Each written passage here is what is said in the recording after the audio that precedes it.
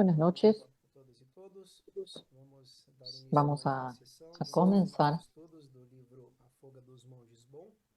un nuevo encuentro de Nós estudio del libro iniciamos del vuelo de essas los monjes sessões Bon com um momento de introspecção, de y conexão vamos a comenzar, como conosco todas mesmos, las sesiones, con com un o momento Pai, de conexión com os mestres, os con nosotros professores, mismos, do bom, con el linaje Bon, por instrução con nuestros na verdade, por maestros, pedido inicial do Geshe-Dema. Nós iniciamos nos conectando recordando com Yong Tsin que Rinpoche, comenzamos con este estudio por un pedido de Geshe-Dema agora um mestre y, em seu Paranirvana, y lo hacemos en homenaje o a professor de Yontzin todos os Rinpoche, professores, el maestro de nuestros maestros, dos principais que fue ensinamentos, el detentor das principais linhagens de da las tradição principales enseñanzas BOM protagonista, junto com outros dois y que es professores protagonista importantes junto do con livro que estamos otros estudando. dos maestros de Nós este libro dedicamos que estamos a nossa leyendo. prática, o nosso estudo a ele, Vamos a dedicar también nuestra práctica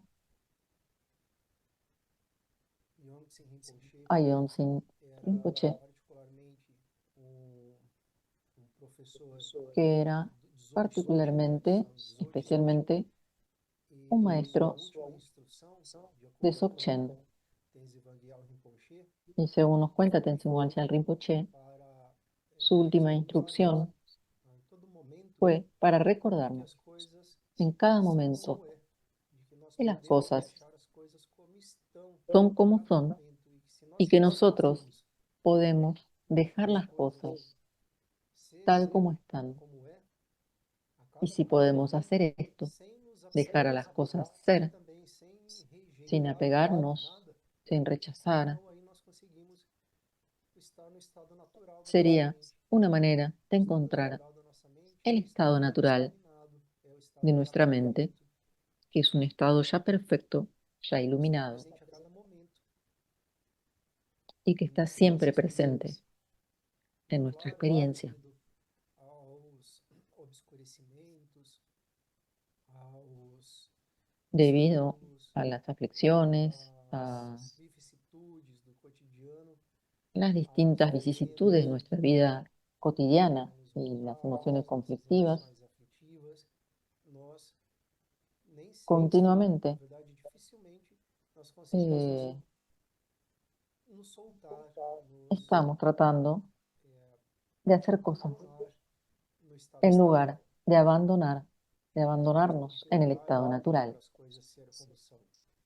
Nos cuesta mucho dejar Mas, a las cosas siendo como son. ao pedir as bênçãos, ao pedir ajuda, ao pedir o Y apoio ahora, cuando nosotros dos pedimos mestres bendiciones y encarnados, ayuda particularmente da tradição que praticamos e que estudamos, do a todos Yundrum, los maestros, maestras então de la nós tradición del Yundrumbón, recebemos de fato o apoio para, ainda que al num hacer ese momento, pedido, poder recibimos apoyo relaxar, poder descansar, poder se justamente soltar para poder no relajarnos, estado para poder natural, no estado soltar perfeito, no estado en iluminado el da nossa estado mente. iluminado y natural Então, de nuestra nós mente. podemos visualizar à nossa frente uma luz branca Podemos ahora visualizar que adelante representa nuestro una luz Tapiritsa. blanca. Tapiritsa, Esa o luz mestre representa a iluminado, Tapiritza, o mestre raiz dos un maestro ensinamentos raíz Dzogchen, de particularmente las dos enseñanzas ensinamentos Dzogchen da tradição do Nyanju Shanshun de e la tradición del é o Sansun raiz, Mincho. é o mestre raiz de todos os nossos professores, é o nosso lama Y raiz, esta é o nosso Piritza, el mestre lama raiz. raíz de todos nuestros Então, nós maestros y podemos profesores. visualizar Tapiritsa como uma criança, um Podemos jovem, um visualizar adolescente, a Tapiritza como un niño, un que joven, tem um formato, ou que pode aparecer no formato de um cristal branco, que suele um también cristal branco aparecer como un luminoso, cristal claro, blanco, luminoso, claro. à nossa frente, da testa de Tapiritsa, nós podemos visualizar uma luz branca Tapiritza que vem está até frente a mesmo nosotros a nossa testa. Y vamos a visualizar que traz desde la equilíbrio, frente o empoderamento, as de él bênçãos surge una luz do de corpo color blanco humano. que llega a nuestra frente Ou seja, y que trae las as bênçãos, o bendiciones reconhecimento do del nosso cuerpo próprio corpo iluminado. agora, tal como está, tal como é, como um corpo iluminado. Y esas Nós bendiciones hacen conseguimos que ver nuestro o nosso cuerpo ser como é agora, ahora, en este independentemente de momento, incômodos, tenga las independentemente de dores, condiciones del ou cuerpo independentemente iluminado. de situações agradáveis também. Será que a gente consegue não se apegar às Podemos situações percibir desagradáveis e não rejeitar as situações ruins nuestras e sensaciones simplesmente deixar físicas, ser corporales, o nosso corpo como é? sin apego, sin Nós rechazo, y conseguirmos dejarlo perceber simplemente isso como todos es. os instantes, então nós estamos praticando Y podemos os hacerlo, ensinamentos mais avançados da tradição. estaremos Nós estamos practicando experienciando a própria la iluminação. sabiduría más avanzada, la propia iluminación. Nós podemos respirar com consciência do nosso corpo, Respiramos conscientemente para apoiar e aprofundar ainda mais a experiência. Nós podemos perceber para ir profundizando más a en esta quietude do experiencia. nosso corpo, a Y además quietude de la respiración, que é vamos a a sentir también base la quietud, do movimento. Então, o nosso corpo ele que é es a su vez separado la base del movimiento. da quietude, assim como qualquer movimento é separado da quietude. Só há movimento porque há um espaço de quietude de onde El surge o movimiento movimento, y la de quietud onde o no movimento están separados. se desenrola e onde o movimento termina. Então é isso que a gente está tentando experienciar, essa base da quietude. Esto estamos tratando de experimentar la quietud como base Nós de respiramos, todo movimiento.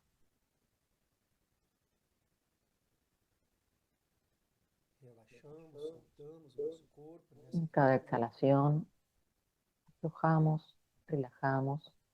Nós podemos também visualizar que da garganta de Tapiritsa, Y uma ahora luz vamos a vermelha, visualizar que desde la garganta de Tapiritza surge una trazendo o luz de color empoderamento, as rojo, energias, as bênçãos color da roja, fala iluminada. que trae bendiciones, empoderamientos y energías de habla iluminada hasta nuestra garganta. Nós podemos reconhecer ou pedir ajuda dos mestres, pedir ajuda de Tapiritsa para reconhecermos que a Pedimos nossa a la vez ayuda para voz, a poder nossa fala, reconocer independentemente de a como nuestra ela voz, se dá, a é uma nuestra habla, expressão como da expresión iluminação, de la iluminación, que a fala que nós escutamos, qualquer som que nós escutamos, qualquer vibração y que que nós también escutamos cada é uma sonido o manifestação voz da que iluminação. escuchemos también la Não nos escuchemos como apegamos una a ninguém, manifestación simplesmente de la reconheçamos iluminación, a nossa fala, sin o som, apegarnos, tal como sin rechazar. deixe estar, diz o Dejamos desenvolvimento. estar.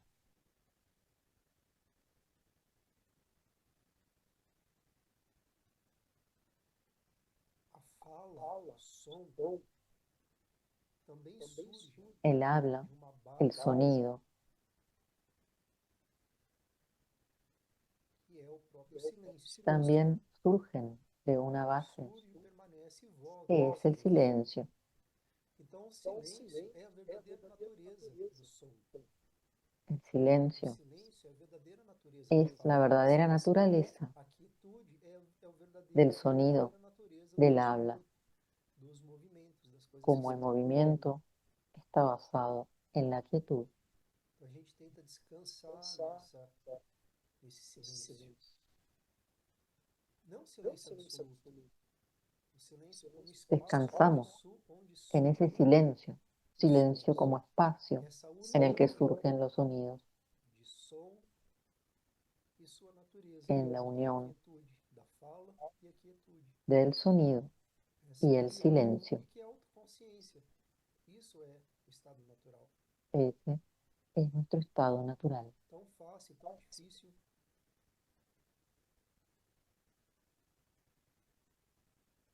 A gente respira e solta os esforços de fala.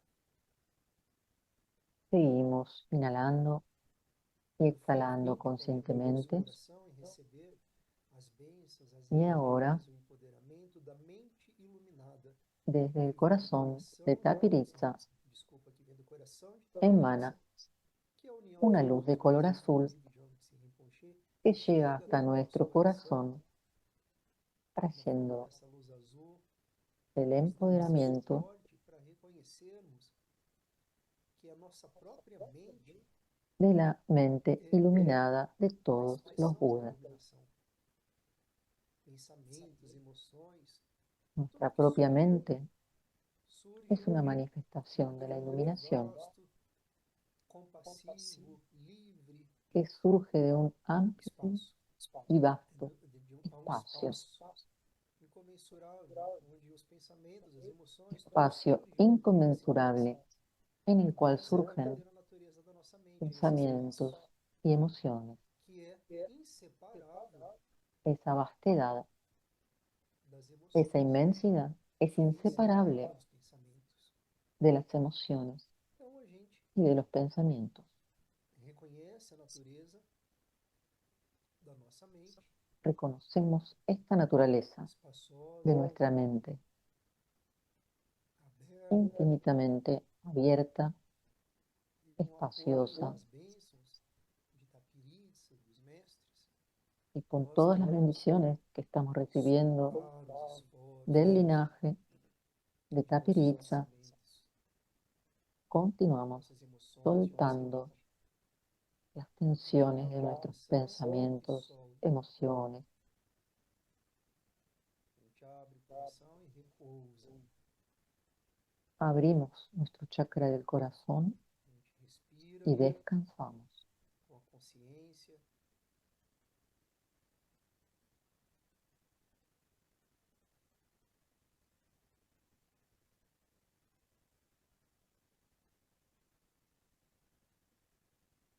A gente deixa tudo como está, a gente deixa tudo como é. No es necesario modificar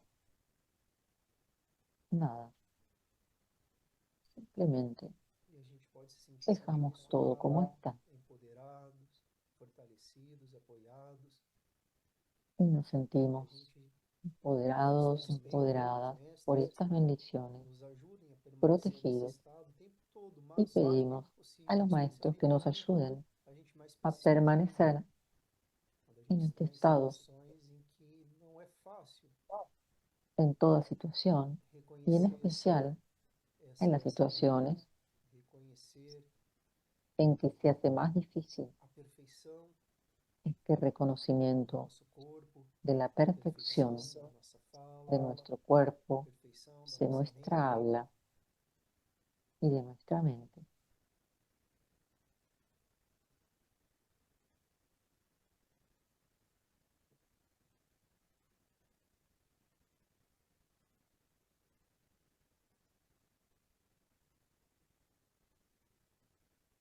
E a gente cria o desejo de que todos os seres possam, También creamos la na nossa aspiración ajuda, de que experienciar esse con estado nuestra ayuda todos los seres lleguen de a abertura, experimentar esse estado este de estado de repouso, apertura, esse estado de inmensidad, tranquilidade, esse de estado de reposo, iluminação de em paz suas vidas. y de iluminación en sus propias vidas. E assim a gente dá início então ao Y de esta manera nosso ciclo de estudos. pasamos ahora Eu fiz um al pouquinho mais estudio longo hoje, porque eu del libro. Terreno montañoso. Chris llevaba a Luisa en brazos. NC. Então vamos dar continuidade aqui. A gente passou por uma pedreira. Não sei se vocês perceberam, mas os últimos capítulos do livro En los últimos capítulos pesados. que estuvimos leyendo, podemos Foi justamente a fuga decir que fueron capítulos bastante pesados, bastante difíciles. atravessando tantos Trataron espaços de de perigo, un año de travesía de esta huida de los monjes, pasando enormes dificultades. Noroeste do Tibete. E aí ele está pedindo para aumentar o volume. En los que fueron poco a poco alejándose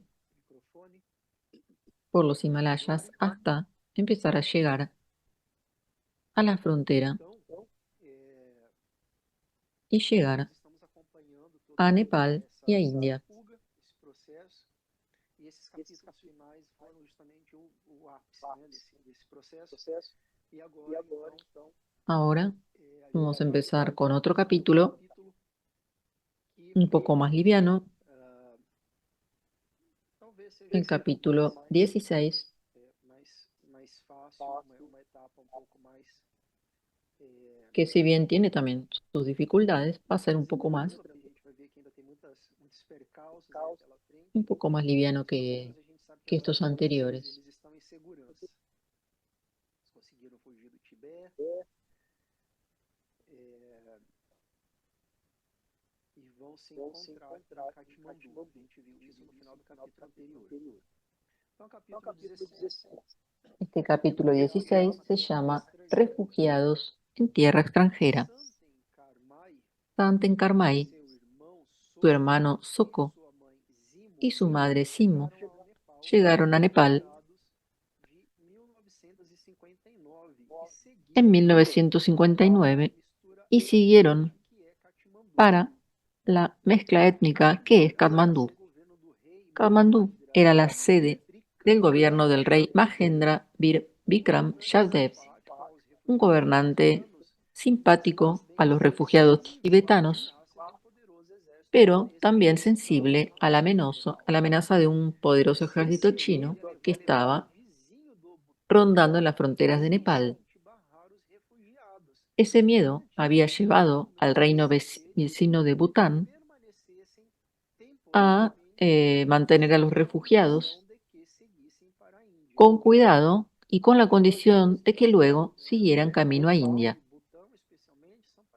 Nepal y Bután son países muy chiquitos comparados con China, tanto en el tamaño geográfico como en la capacidad por ejemplo, de sus ejércitos. Entonces, bueno, estaban un poco con miedo, pero de todas maneras aceptaron a los refugiados. El rey Mahendra permitió que los refugiados entraran a pesar de las amenazas chinas. Muchos refugiados tibetanos se establecieron en Nepal, pero para la mayoría era una parada en el camino hacia India, donde el Dalai Lama ahora vivía. Katmandú es una ciudad situada en un valle semitropical a 1280 metros de altitud, cercada por 4 montañas, con los Himalayas nevados, irguiéndose en la extremidad norte del valle. El estatus histórico de la ciudad como centro comercial atraía personas de todas las religiones de la región. Los tibetanos encajaban fácilmente en esta ciudad cosmopolita, compuesta principalmente por indios y budistas. Katmandú se volvió un centro para la comunidad tibetana exiliada en Nepal, monasterios y barrios representando a cada una de las 3 provincias tibetanas, Kham, Ando y Utsang, surgieron para recibir y acomodar a la creciente diáspora tibetana.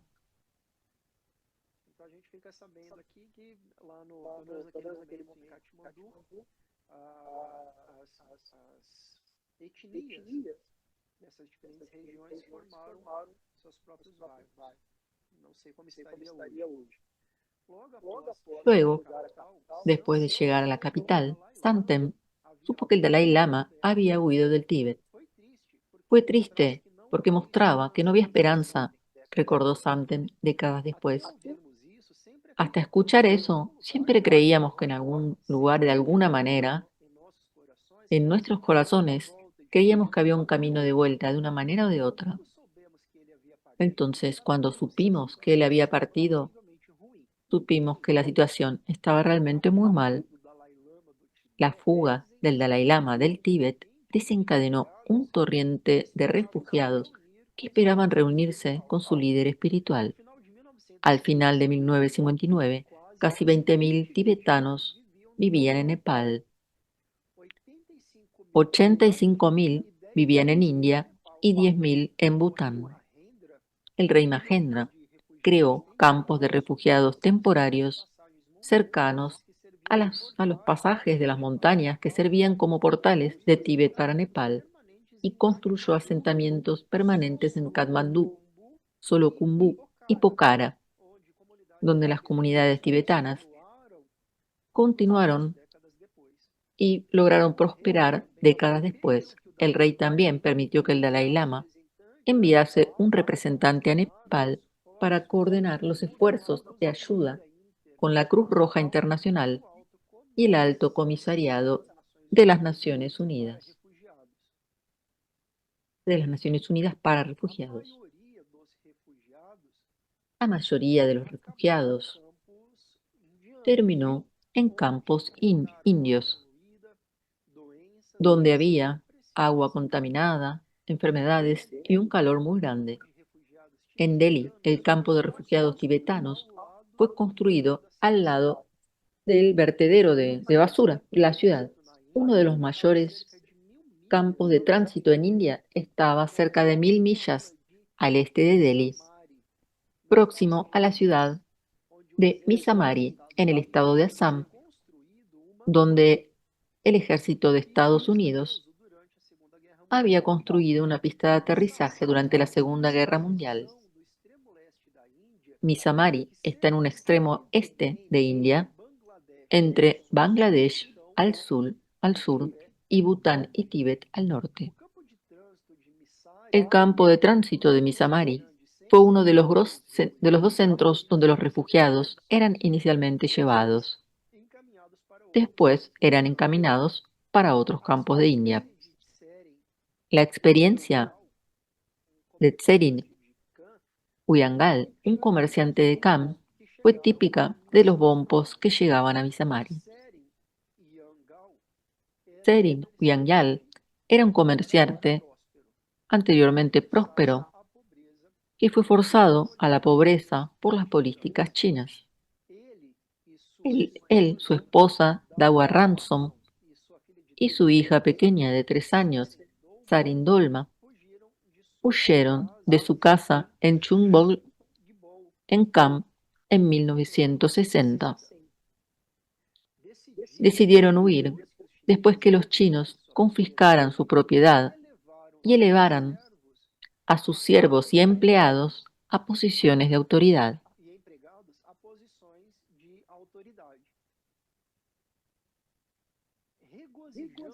Regocijándose con el nuevo poder, ellos dominaron a Tserin Wangyal y a su familia, tornando sus vidas miserables. El abuso se volvió intolerable y Tserin Wangyal, su esposa e hija, se juntaron con un grupo de 17 personas en una jornada de 28 días a través de los Himalayas. Como muchos de los que huían del Tíbet, ellos tenían apenas una noción vaga de la geografía. Partían sin guía tratando de evitar lugares de frontera y evitando las áreas que podrían ser patrulladas. Cruzaron el río Yarlung Tsampo en embarcaciones hechas de pieles, remando furiosamente para evitar ser llevados por las fuertes corrientes. Al llegar a la margen opuesta, siguieron por terrenos montañosos desconocidos. Tserin llevaba a su hija. Seguir en la dirección correcta, sin brújula, era un gran desafío en ese paisaje extraño. Muchas veces caminaban por horas para llegar luego nuevamente al lugar del que habían partido. Acamparon en montañas de tanto viento que precisaban atarse a los árboles para no caer ladera abajo. Todos en el grupo de Seren Wangyal sobrevivieron, atravesando pasajes nevados y también vieron los restos de campamentos de otros tibetanos que no habían sobrevivido, casi muertos de hambre, con su comida ya agotada. Estaban descendiendo al lado sur de los Himalayas cuando un grupo de soldados apareció. Primero pensaron que eran chinos, hasta que eh, escucharon un grito en el idioma hindi, un grito que significa que los dioses sean victoriosos. Estos soldados indios los escoltaron hasta una base militar. Fueron registrados sus nombres, revisado su equipaje y fueron convidados a desvestirse para hacer un examen médico, cosa que ellos no quisieron porque en la costumbre tibetana nadie puede aparecer desnudo adelante de otros, menos aún con desconocidos. Los recibieron en un cuartel bastante con pocas comodidades, pero que para ellos era maravilloso.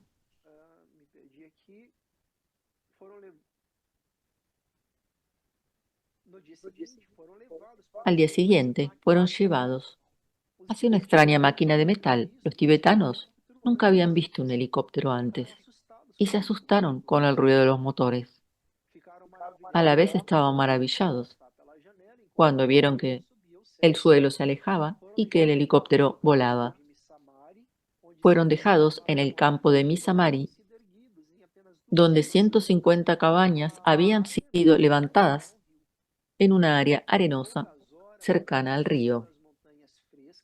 En pocas horas habían salido de las montañas frescas para los trópicos húmedos. Su ropa constaba de chubas de lana muy abrigadas y no eran adecuadas para el clima tropical.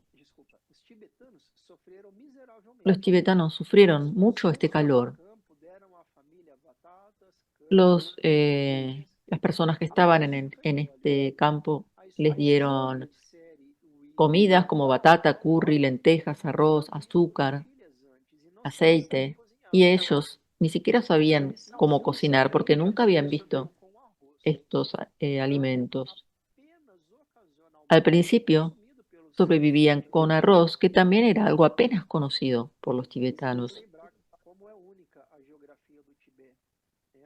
Y esto nos hace recordar cómo es tan diferente la cultura y los alimentos que había en Tíbet.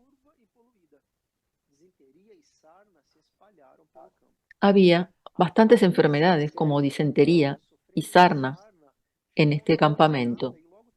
La hija de Serin tuvo una diarrea muy, muy severa y fue quedando cada vez más débil y luego ella murió. Seren Wangyal, que la había llevado a la niña por los Himalayas, ahora la llevaba a una pira funeraria,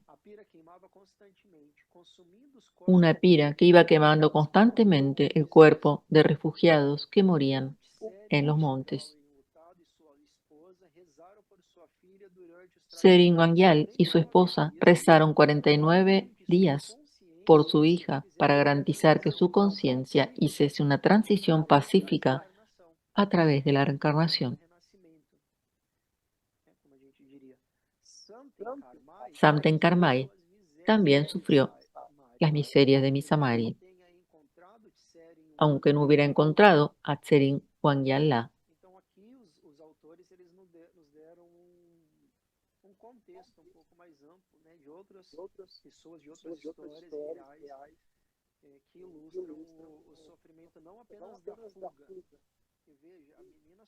Y aquí vemos que los sufrimientos de esta fuga no eran solo los de andar por las montañas, sino también lo que pasaba en los campos de refugiados. Samten vivía en Katmandú desde hacía 7 meses cuando supo que muchos de sus amigos de Drepung estaban en el campo de tránsito de Misamari.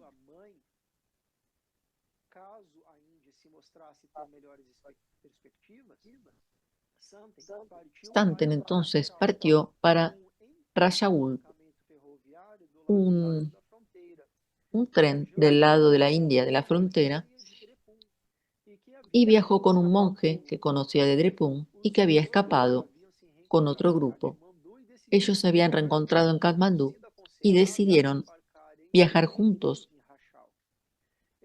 y les habían aconsejado tomar un tren en Rajaul.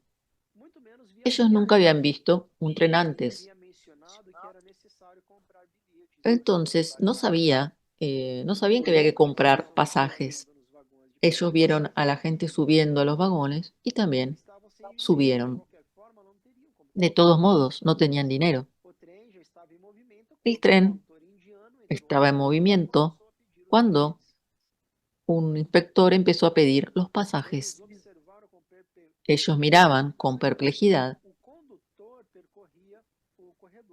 el pedido de los pasajes y cómo iba perforando cada uno de los boletos.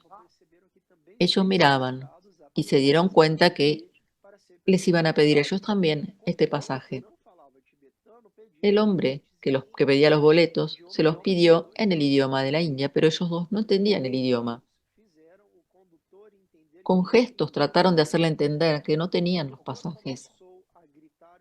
El hombre empezó a gritarles y se dieron cuenta que posiblemente los expulsarían del tren, hasta que Samten empezó a gritar Dalai Lama.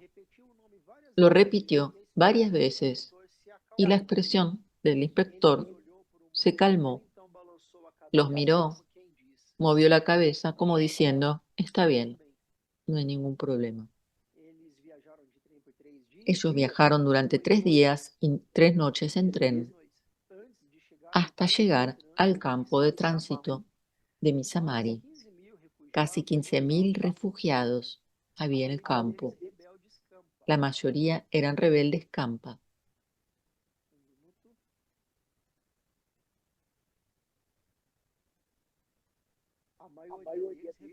Eran rebeldes Kampa que habían entregado sus armas antes de ser autorizados a cruzar la frontera. Samten encontró un espacio en una de las cabañas de bambú con 60 personas viviendo en 2 cuartos. La mayoría sufría de disentería y Samten también fue contagiado. Como Tserin Yangal, él sobrevivió con la monótona dieta de arroz y lentejas que les daba el gobierno de India. El calor tropical intenso aumentaba su sufrimiento. Sin saber dónde estaba Samten, su amigo y compañero Sangye Tenzin empezó a buscarlo luego de devolver a su sobrino Kedup al padre en Kalimpong, en India. Mientras visitaba un monasterio budista en Kalimpong, escuchó que Samten estaba en Misamari y se apuró para reunirse con su amigo. Una vez reunidos, los dos amigos se preocupaban más con la supervivencia de la religión que con sus propias condiciones de vida bastante miserables. Sangye había traído de Tíbet tantos textos Bon conteniendo las enseñanzas de antiguos maestros como había podido cargar. Sin embargo, era solo una fracción de todo el conocimiento escrito. Ellos pensaban que podía ser difícil sustituir a los textos que no pudieron traer. Había una chance de que hubiera un conjunto completo de textos Bon en monasterios en Nepal. Los dos monjes decidieron que irían a buscar los textos y copiar el máximo que pudieran. En Nepal había una gran comunidad Bonpo Ellos no tenían ni dinero ni acceso a equipos de impresión. dispostos a financiar a sua proposta. Sanjay voltou para Kalimpong Entonces buscaron que otros bompos que pudieran ayudarlos a financiar esta propuesta de copiar los textos. de monges budistas amigáveis que seguiram para o campo de Santem se juntó con un grupo de monjes budistas amigables que iban en camino a Buxa, una ciudad en la frontera entre India y Bután. Allí encontró algunas construcciones y era otro campamento. Santen pasó 3 meses en este lugar, estudiando con los monjes budistas, hasta que su aprendizaje fue interrumpido por otro episodio de disentería. Igualmente pudo viajar, reunirse con su madre, que se había mudado de Katmandú a Kalimpong.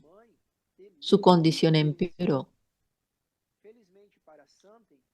Felizmente para Santem había médicos occidentales atendiendo a la gran población extranjera de la ciudad, compuesta por empresarios y gente de espionaje. Él se recuperó después de pasar 2 meses bajo los cuidados de un médico occidental. Ahí terminamos el capítulo 16 y comienza ahora el capítulo que se llama Snellgrove. Cuando Santen recuperó su salud, se encontró con Sanjay de nuevo y comenzaron a organizar su proyecto de impresión. Sanjay ya había recaudado un poco de dinero con los refugiados Bompo en Kalimpong. No todos los refugiados eran pobres. Muchos tibetanos ricos lograron escapar antes de que sus fortunas fuesen confiscadas y consiguieron llevar la mayor parte de sus riquezas consigo. Los monjes recaudaron dinero suficiente para montar la primera operación de impresión BOM fuera de Tíbet. La iniciativa comenzó con la bendición de algunos de los lamas más influyentes de la comunidad de refugiados Bompo, incluido Sherab Tenpai Chalsen, el abad del prestigioso monasterio Yundrun Ling de Tíbet. Samten y Sangye inicialmente pagaron un impresor en Kalimpong que laboriosamente construía con pequeños bloques de caracteres inscriptos como en una prensa. Luego encontraron que podían usar una forma más barata con una prensa litográfica más moderna. Se mudaron para Delhi y alquilaron un cuarto sobre una panadería para seguir con su trabajo de imprimir los textos. Ellos empleaban monjes Bompo que estaban en uno de los campos de refugiados. Usaban una tinta especial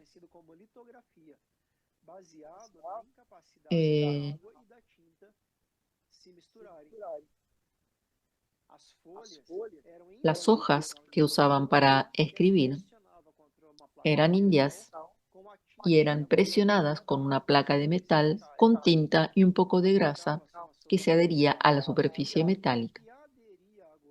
Se aplicaba una solución de ácido y agua que se adhería a esa grasa y grababa el metal. Bueno, ahí está, explica ahí cómo era toda la litografía.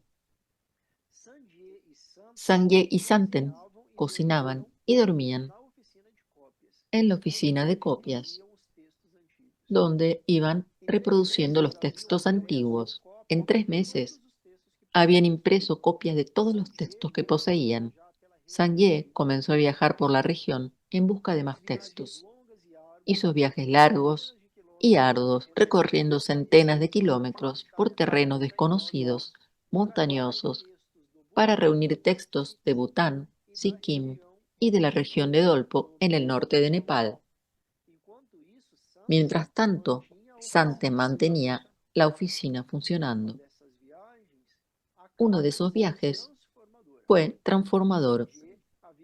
Sanjay había viajado con el abad de Yundrun Ling, Sherab Tenpai Yalsen, hasta el monasterio Bon, próximo a Salem, en Dolpo. Un viaje largo y difícil desde Delhi hasta las montañas sin rutas en la remota provincia nepalesa. La biblioteca del monasterio se reveló como un tesoro de manuscritos sagrados, con sus paredes repletas de centenas de compartimentos de maderas, cada uno conteniendo un peya, que es un conjunto de páginas envueltas en seda. Pasaron un mes ahí, eligiendo manuscritos para transferir a Delhi antes de seguir para el monasterio de Shipok, también en Dolpo. Se estaban preparando para partir para Shipok cuando recibieron un extraño pedido. Un hombre a caballo llegó con un mensaje de un occidental implorando que esperaran un día para que él pudiese encontrarlos. El abad, que quería ir rápido, le respondió con un mensaje que por favor viniese inmediatamente. Entonces un hombre de estatura mediana, con mirada amable, apareció en la puerta del monasterio. Con un aura de autoridad, era el renombrado estudioso británico David Snellgrove, que se presentó al abad y a Sangye. Snellgrove había estudiado en escuelas públicas británicas.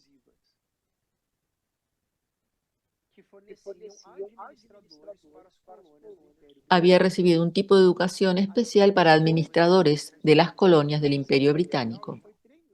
Estuvo en el ejército británico en la Segunda Guerra Mundial y fue entrenado como oficial de inteligencia antes de ser enviado a la India. Su misión secreta trataba de descifrar códigos japoneses. La mayoría de los soldados británicos que estaban en India les parecía que la India era un lugar desagradable y querían volver algún día a su casa. No le pasaba lo mismo a Snellgrove. Él estaba encantado con las costumbres y los paisajes exóticos de Oriente, pasando casi todas las horas aprendiendo acerca de todo su nuevo ambiente. En 1943, mientras se recuperaba de una enfermedad en un hospital, Snellgrove comenzó a explorar la región montado en un pequeño caballo blanco. Fue a monasterios budistas que lo fascinaron, especialmente uno en la villa de Alubari. Escribió su experiencia en una carta enviada a su casa. Decía, el edificio tiene forma de pagoda, con 3 pisos. Un Buda está sentado en cada uno y a cada lado hay bodhisattvas, que son seres superiores de estatus divino, siendo el principal de ellos el Señor de la Misericordia o de la compasión, como lo llamamos nosotros, que es Avalokitesvara, con 11 cabezas y 1000 brazos. El techo y las pinturas en las paredes son vívidas en azul, rojo y dorado, retratando más budas y dioses, como distintas escenas de cielos e infiernos. Hay mucho que yo no entiendo. Eso decía en su carta. Para su sorpresa, descubrió que los monjes del monasterio de Alubari hablaban tibetano en vez de hindi y miraban para el Tíbet en busca de orientación espiritual. La curiosidad de Snellgrove fue creciendo por todo lo que fuera tibetano y comenzó a leer libros y también a intentar aprender tibetano. Luego, Snellgrove volvió a la base en Calcuta, donde fue promovido a jefe de inteligencia del área naval. En Calcuta contrajo malaria, otra de las enfermedades que había en el país y que afectaba a un cuarto de los 330 millones de habitantes de la India en 1940. Snellgrove pasó 5 semanas, esta vez en un hospital, donde estuvo estudiando ortografía y gramática tibetanas. Bom, cara, devia ser muito inteligente, né? Porque em 5 semanas aprender Y sí, ortografia e gramática debe haber sido tibetana. bastante inteligente porque aprender tibetano en 5 semanas Algumas semanas es após, bastante no difícil. sanatório militar em Darjeeling, Luego, encontrou-se sentado ao lado de um homem asiático. yendo hacia un sanatorio militar, se encontró con un hombre asiático que vestía un uniforme británico. Entonces, Neil Grove le preguntó si hablaba tibetano y él dijo que era tibetano. Acompañá-lo até Kalimpong em vez de ir a Darjeeling, pois Eh, era melhor para estudar tibetano. Esse provou ser um dos encontros mais afortunados Ese da fue vida.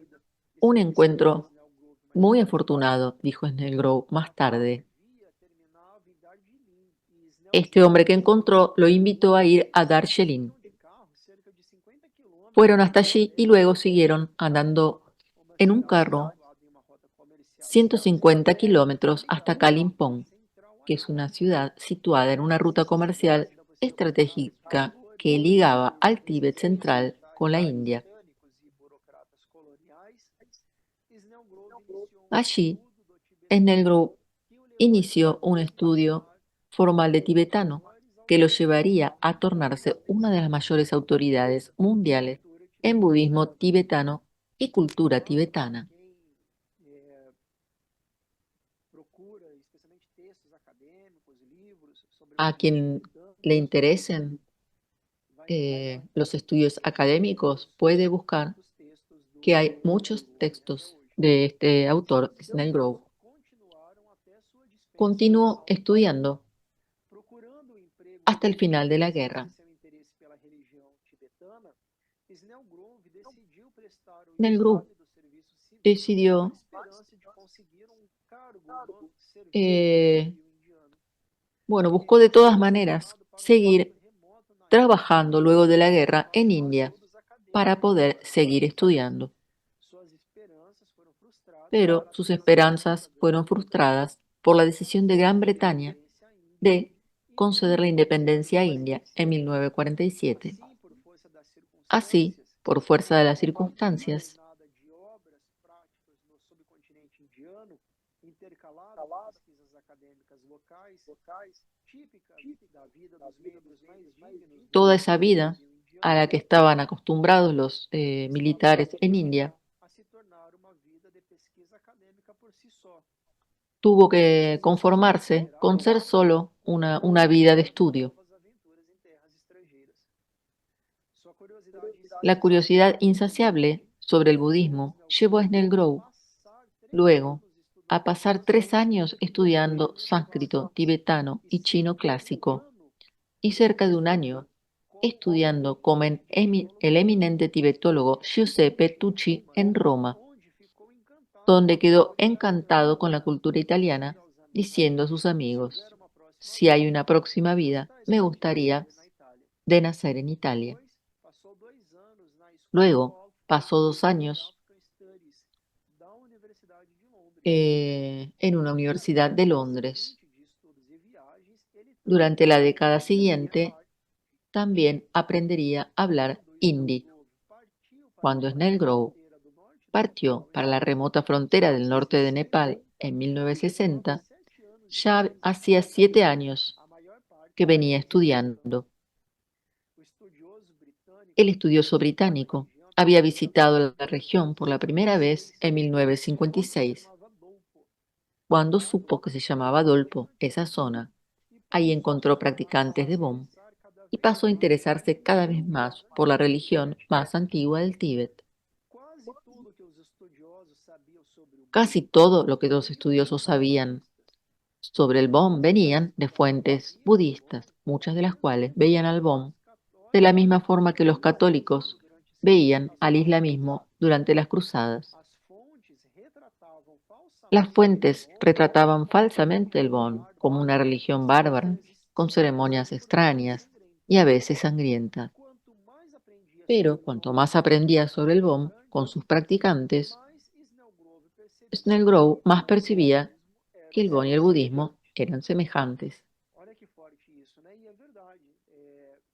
Não sei se alguém aqui já leu alguma coisa de No uma sé si alguien ya autora leyó chamada algo de una autora David eh, Neil, como que é o primeiro nome dela?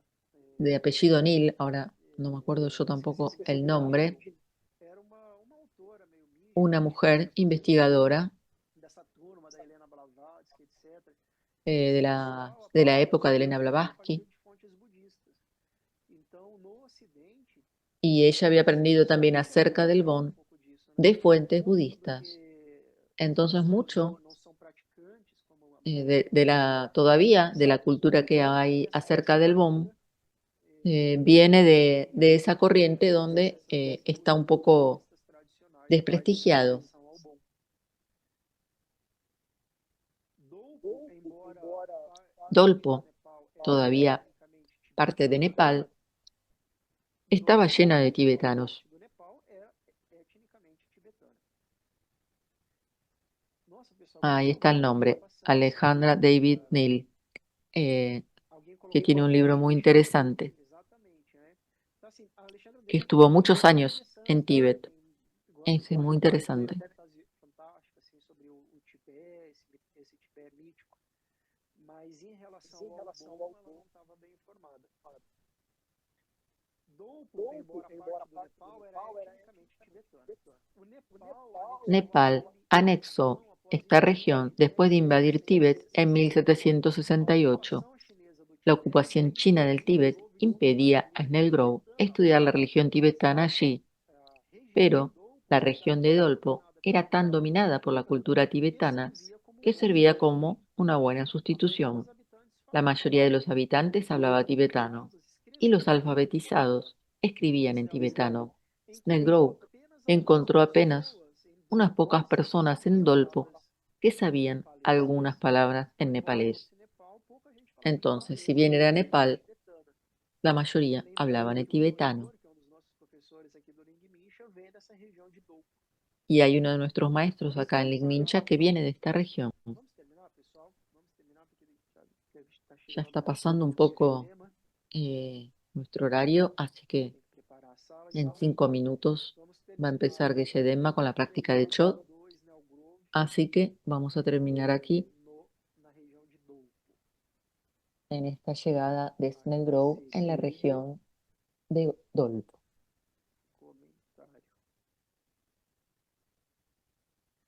Terminamos aqui em 2 de setembro.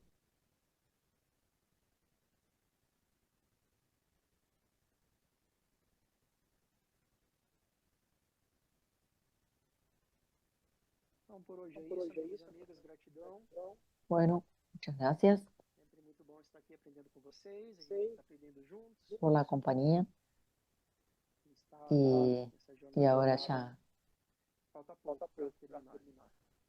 está llegando Lourdes, así que